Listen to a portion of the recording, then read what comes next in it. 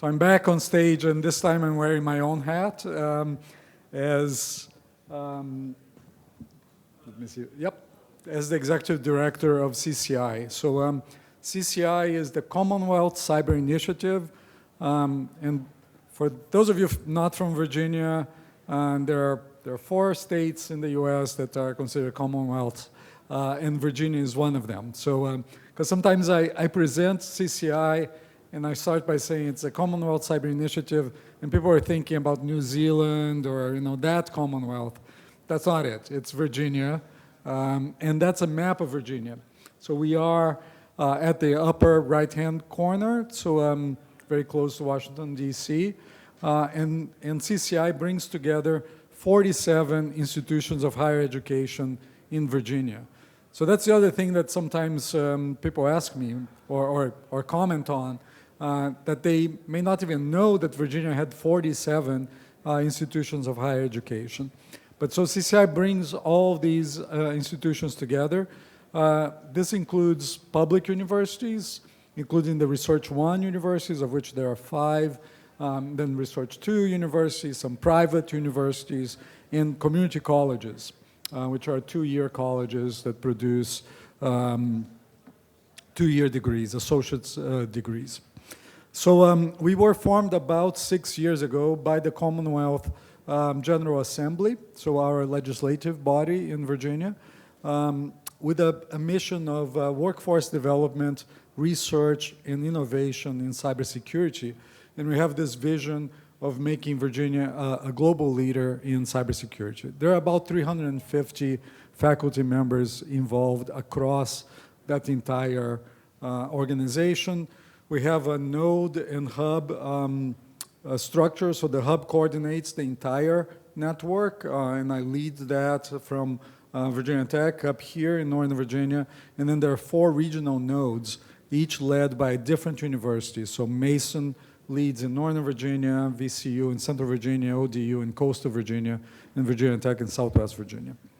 Okay, so I gave a presentation recently to our advisory board, and this was the last slide. So I talked a lot about CCI, and I finished with economic impact. And they told me, no, you're doing it wrong. This should be your first slide. So, so now you get it as the first slide on the deck. Because ultimately, what we aim for in CCI is economic development for the Commonwealth of Virginia, and then consequently for the nation. So I commission an economic impact study every 2 years. So we hire a consultant, and RTI International has been doing that for us, to translate everything that we do into job creation, contribution to the GDP of the state, etc. So they estimate that we have created about 4,700 jobs. That includes jobs directly created by our activities, as well as indirect creation and induced job creation. And that translates in just over $500 million contribution to the GDP of Virginia.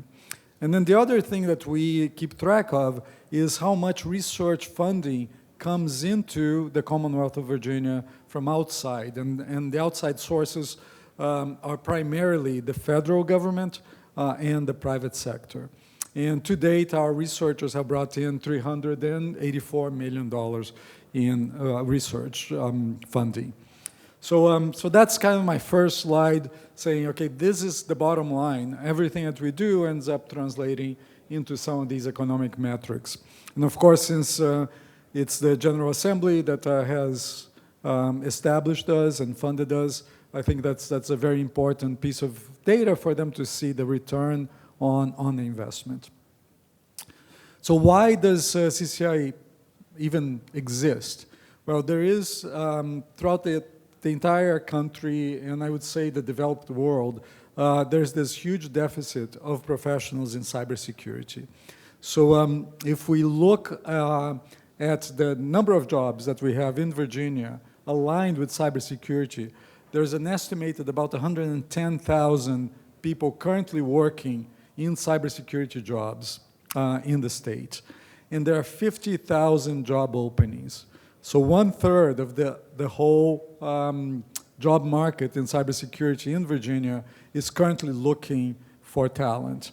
So this is a huge challenge for us to actually create the talent and foster and retain the talent that will then take on those jobs. By the way, in terms of the percentage of job openings, that's fairly aligned with the country as a whole, right? So in the US as a whole, there is a very large number of unfilled jobs in cybersecurity. So it's a continuing challenge. In terms of raw numbers of jobs, we are behind California only. In terms of per capita number of jobs in cybersecurity, we're 4 times the national average. So there's a lot more concentration of cybersecurity jobs in Virginia than elsewhere in the country. And in some particular jobs, so the table shows you information security analysts. That's one category of cybersecurity jobs where even in raw numbers, we have more professionals in Virginia than any other state in the US. And then you can also see the median salary in Virginia for that job category is $132,000 per year, which is fairly aligned even with states where the average cost of living is higher than here. Okay, so that's one primary challenge. How do we fill those jobs? And what we decided to do was to actually lean into experiential learning, because I keep talking to students and showing them, okay, there's tons of jobs once you graduate, don't worry about getting a job. And then they come back to us and say, well, it's actually quite difficult to get the first job. These jobs are often overspecified in terms of the requirements. So you see entry-level jobs in cybersecurity that require 3 years of experience, for example, which creates this catch-22 where a fresh out-of-school student obviously does not have that experience. So what we do primarily in talent development is experiential learning. So we put students to work with their future employers, either in government or in the private sector. So these are some examples of programs that we currently carry out. We have one with the Virginia State Police. Virginia State Police has 2 forensics labs around the state, and we put students to work in these forensic labs. Sometimes they're working with actual crime, so some crime has committed, and they're helping find, the source of the crime and the easy to say, the guilty parties. Okay, easier. So it keeps them really engaged in cybersecurity. It's shown to keep them in the field and hopefully retained in the state as well. We have another program where students provide service to small businesses in their locality. So in each of these 47 institutions, the students can go out to small businesses and provide free for the business. We pay the students an hourly rate to do that, but it's free for the small business for them to do basic cyber vulnerability consultancy for small businesses, and we're starting to do that for small local governments as well. Because usually these businesses and local government may not have the resources to have their own cybersecurity experts, their own IT professionals in-house. And then a third example out of many, many is we have also a program that's led by Radford University, which is looking at reskilling. So people who want to move from other fields into cybersecurity, and how do they get the skills and how do they get started in that area. So in the last fiscal years in Virginia run from 1st of July to 30th of June. In the last fiscal year 25, we had about 4,800 students go through one of these programs, one of these many experiential learning programs. There are many others. Virginia also has some peculiarities. For example, we have a lot of jobs that require security clearance. because of our proximity to the federal government, the work with intelligence agencies. So there's a lot of jobs that require clearance. So we have a program to prepare students for careers that require security clearance. They don't get a clearance at the end of this program, not yet, but they get a lot of guidance on what it looks like to get a clearance, what kind of behaviors to avoid, what kind of jobs they can get once they have a clearance, and so on. We're actually working on a new program where the students at the end would get a clearance. Okay, another mission line is innovation. And in innovation, we're looking primarily at how to move ideas that happen in academia, in any of these universities and colleges. How do we translate some of those into commercializable IP? So whether by licensing some patents and some IP that's created in the universities, by spinning out a new company, or by moving some of this IP into existing companies. And that's usually done at the very earlier stages of innovation. So many times you have professors like myself who have an idea that comes from research. We kind of think that there may be some commercial future for that idea, but we don't really know how to go about it. So there needs to be a lot of mentorship, a lot of help on the business end of things, on customer discovery and so on. And we hold we have some programs that are focusing on providing that early stage support for new ideas. So far, we have about 400 patents that have been issued to our researchers across the entire network in cybersecurity. We have two funds that where we provide funding on a competitive basis for these new ideas. One fund is really looking at professors and students who want to create their own businesses. So entrepreneurs want to start a new business. They write a proposal. Annually, we fund a certain number of those per year. We funded 5 this year at a level of $75,000 per project. And then we have a second fund that's for existing startups who want to actually bring some innovation that happened in the universities into their startups. So we provide funding for the experts in the universities to move into these companies. And we funded 5 of those in the last year as well. We then track these companies that we provide basic support for, and how do they do being able to attract additional funds from outside CCI. And to date, the number that we know is $23.5 million that these companies were then able to attract through other programs that have nothing to do with CCI or through venture capital. This is a vast underestimate because there are deals that we cannot know about, so they are not disclosed. Either they're completely private or they're not disclosed yet. So, so there's a lag in getting this data, and there's some data that we don't really know, so this is an underestimate, but it gives us some sense of the return on our investments in innovation.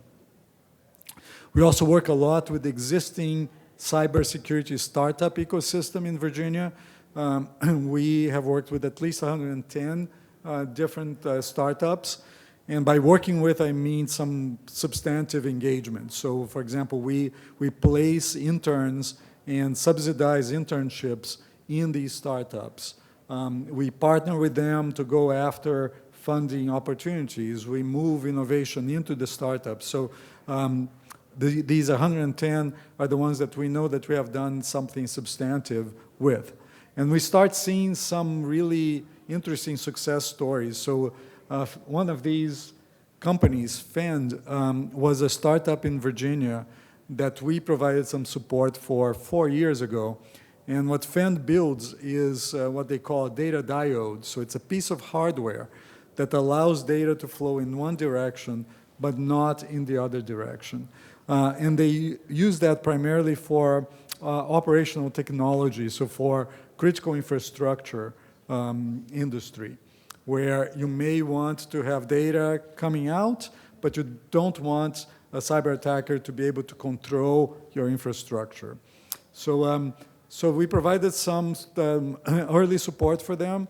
They recently got acquired by another company called OpSWAT. So now they're a much bigger endeavor. They remain in Virginia. We also placed an intern to work in FEND. This intern ended up being one of their employees when the company was still growing. So we have a lot of these success stories where early support has now resulted in prosperity, essentially, for the company. We don't take any equity, by the way, in the innovation program. So we provide some grants, but we don't take equity in the company. To date, we have 12 spin-outs. These spin-outs come from these 6 universities, so Mason, Virginia Tech, VCU, et cetera. They're in various areas. So there are spin-outs in the wireless area. There are spin-outs in the critical infrastructure area, in industrial IoT. So it's fairly well distributed. They're all very recent, and we are starting to track also their success. So what's their trajectory, longevity, what kind of exit do they have down the line. But at the moment, we have these 12 spin-outs. And by the way, what I call spin-out is a company that incorporates in Virginia that didn't exist before and that received early support from CCI. And they hold 15 of those patents as the IP that the company is based on. And the third mission line is research. So just briefly about research, one thing that we track is new research funding that comes into the state from all of these researchers that are aligned with CCI. So we've been active for about 6 fiscal years. And in the first 3 fiscal years, our researchers were bringing in $35 million per year in new contracts. Pretty flat. And when I really think about this, this is our baseline, because in the very beginning, fiscal year 20, we were barely active. I came in 3 quarters into fiscal year 20. There was an interim director, but there was very little activity in that first fiscal year. So that's probably the level of funding that our researchers would get if CCI didn't exist. So we would continue to get about $35 million per year, because our researchers would still be attracting some funding. But then we saw a jump to $75 million in year 4, and then to $112 million in year 5, and the latest year is around $90 million. So there's a huge change. We're about 3 times what we used to be 3 years ago in terms of new research funding per year. And that one, I think, is really a result of the critical mass that comes from a big initiative like CCI that brings researchers from all of these universities together to go after much larger grants. And by the way, when I look at the grants, in the first 3 years, there is no grant above $2 million. And now, 40% of our funding comes from grants that are above $2 million. So a lot of this growth is actually in terms of very large-scale grants. 30% of that funding comes from industry, and 70% roughly from the federal government. So that's pretty good news for us. So the fact that there's 30% of research that's so aligned with industry, that's actually funded by industry, that's much higher than the average in many other areas. So many other areas even more reliant on federal government. And we have a number of programs that then drive this kind of industry funding. Okay, AI. So AI right now is in everything in cybersecurity. So I had a previous presentation this fall where I had a slide that just said there's practically no cybersecurity without AI, and there's no AI without cybersecurity. If you go to the big trade shows, RSA conference is a big conference in cybersecurity, it happens every year in San Francisco. you go to every booth, and what they're talking about is how they're able to incorporate AI to build a better intrusion detection system or whatever product they're offering. So there's basically no cybersecurity offering anymore that doesn't use AI. And then that's done for the good and for the bad, right? So we are starting to see AI also being employed on cyber attacks. There was a big story a couple of weeks ago from Anthropic, and that is, they think that that's the largest attack that was orchestrated almost entirely by AI. So the bad guys were able to get the agent that Anthropic has, it's called Claude, and use it to actually orchestrate the cyber attack with minimal intervention from any human beings. So, and then the cyber attack was on a number of different industries and sectors. So Anthropic was able to detect that. They attributed to a nation state. But we're seeing an increased use of AI for attacks. So for impersonation of people, for better phishing, so more effective phishing from the point of view of the attackers and so on. And then there's the other side. So all of this is AI for cybersecurity, but there's another issue, which is cybersecurity for AI.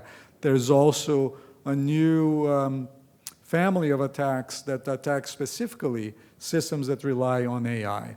So data poisoning attacks and prompt injection attacks. There are all kinds of new cybersecurity attacks that are actually targeting any system that uses AI.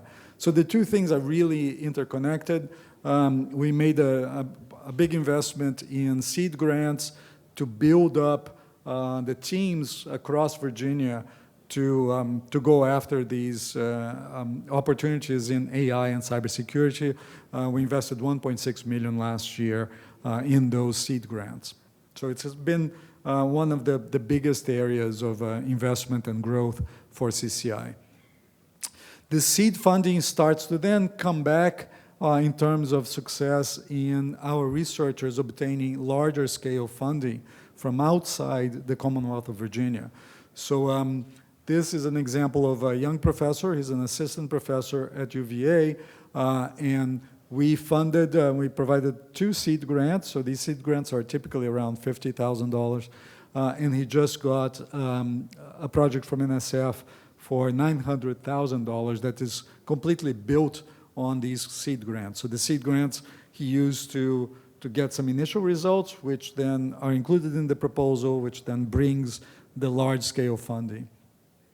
And this is another example, 2 professors from ODU and from Christopher Newport University, so in our coastal area, that again were funded by CCI to put together a large-scale proposal, and they just got a $2.3 million grant for this engineering research center. So we're starting to see more and more this translation between the investments that we make in terms of seed funding and success in bringing larger scale funding. I want to mention global partnerships because it's very important for cybersecurity that we don't act just locally and nationally, but that we also partner, especially with like-minded countries, because of course these attacks do not know any borders, right? So, and we've been working very closely with a number of countries. I just spent Thanksgiving in Japan. We're working a lot with Japan, with the US, with the UK, with Ireland, Finland, Australia, and others. By the way, I wanted to put together this slide, so I wanted to show these 6 flags because these are some of the countries that we work most closely with. And I was a bit lazy, so I said, instead of going to Google and pulling all these flags together and trying to make it look halfway decent, I'm going to ask ChatGPT. So please put together a figure with the flags of Japan and Australia and Ireland and Finland, etc. It didn't even get the number of flags right. So I asked for 6 flags, it gave me 7 flags. 3 of the flags were completely insane. So they were not the flags of any country that you can recognize. And I'm old enough to tell what the flag of Finland looks like and to say, okay, no, this is not the flag of Finland.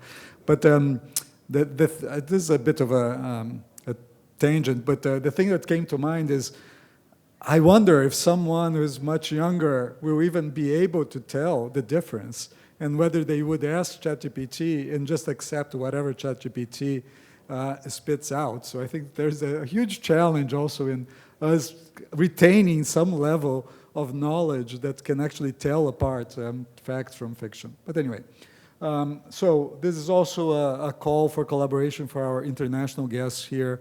We keep building a lot of this. We have an international organization called INCCIOE, the International Cybersecurity Center of Excellence, which is led by universities in Japan, the UK, and the US. I serve on the board, and I actually will chair the board starting next year. But we also have other universities joining from other countries. So if your university or if a university in your country is interested, please let me know. And this is one piece that came out of this economic impact study, which is our consultants who did the economic impact study looked at the universities in the US and they said, if CCI was a university, and if we look at expenditures, research expenditures aligned with cybersecurity, actually computer information sciences and engineering, we would be ranked number 8 in the nation, so as a university.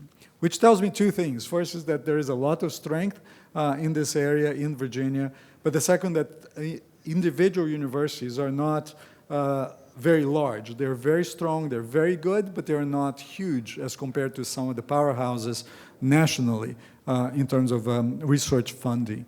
So by bringing all of these universities together, we can actually compete much more effectively in the national stage. And I'll finish, I have just one more slide after this one, but I wanted to mention that another thing that we do is engage with the broader public on issues of cybersecurity. And one way that we do that is we have a small program that we call Cyber Arts, where we put researchers in the arts together with researchers in cybersecurity, and we provide some base funding for them to create something that joins the 2 things. And we had about 7 of these projects exhibited in the Torpedo Factory, which is an art space in Alexandria, Virginia, in the end of last year, beginning of this year. And we had 170,000 visitors. And that's a way for us to inform the public and engage the public with cybersecurity issues. And I'll give you an example if you cannot think about immediately about this connection between arts and cybersecurity. One project was a professor in the School of the Arts here at George Mason that we funded. And he's an artist and an assistant professor. And he worked with a professor in computer science who is a forensics expert. And what he did was a project that he thought about and that we funded. He went to eBay and he bought 80 phones that people were selling on eBay. And then he worked with the forensics expert who then recovered the data that people didn't delete from their phones when they sold them. He calls the project Undeleted. They had to work with a lawyer because you can imagine that some very unsavory stuff comes up that wasn't deleted. So they cleaned up some of this data. And the thing is exhibited as a bank of phones. So imagine 80 phones on a wall and just cycling through all of this data that people didn't delete before they sold their phone. And just as a reminder to all of us that we are also stewards of our own data, and that's important. There's a number of other projects. They're all very, very cool. So we had about 170,000 people seeing those in the last year. And I'll just finish here. So this is my original last slide, which my advisor board told me that should be my first slide, so here it is again. So thank you so much for your attention, and if there is time for questions, I'll be happy to take them. Thank you, Luiz. Fantastic. when you have to work with all those technical guys from different background, from different university, how can you unite them together? Yeah, I think that's a great question because not only can we have to unite people with different backgrounds, but also to fill this gap in talent that we see in cybersecurity, I think we need to bring people from other backgrounds as well. So we cannot rely solely on computer scientists and computer engineers and electrical engineers. So we have a number of programs that are focusing on aspects of cybersecurity that align very much with other domains of expertise. So for example, we have an election security program where we put students to work together in internships with our board of elections across the state, working with the professionals whose responsibility it is to keep our elections secure.